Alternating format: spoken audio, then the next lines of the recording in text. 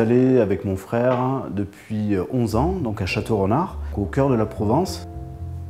On a une spécialité qui s'appelle le voyage en chocolat et il y a 6 pays par continent. Et chaque parfum se rapporte au pays.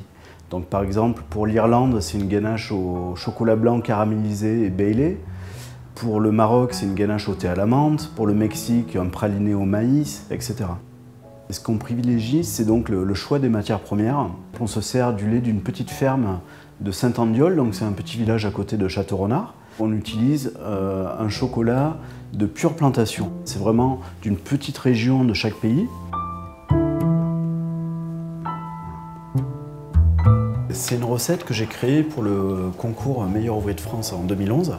Et donc je suis parti sur quelque chose qui me ressemble un petit peu. Le voyage en fait, qui est symbolisé par le praliné au spéculoos, donc qui rappelle un petit peu les épices, et la compotée aux fruits de Provence. Et donc tous les fruits viennent des environs de Château-Renard.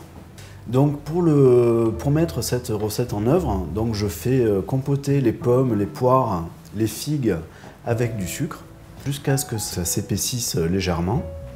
Et je vais couler ça dans un cadre qui fait à peu près 5 mm d'épaisseur. Et lorsque c'est froid, donc je vais venir étaler un praliné au spéculoos dessus. Donc ce praliné au spéculoos, c'est un praliné noisette que l'on réalise maison. Et on vient y rajouter un peu de chocolat au lait et de beurre de cacao pour solidifier l'ensemble. Et des brisures de spéculoos que nous faisons maison aussi. Donc un spéculoos très fin en fait, que l'on laisse sécher au four pour qu'il soit bien croustillant. Et on vient donc l'ajouter à ce praliné.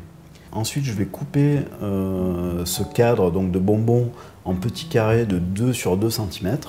Et je vais venir enrober ça de chocolat noir ou chocolat lait et le décorer d'un petit flocon pour que ça symbolise donc ce flocon de Provence.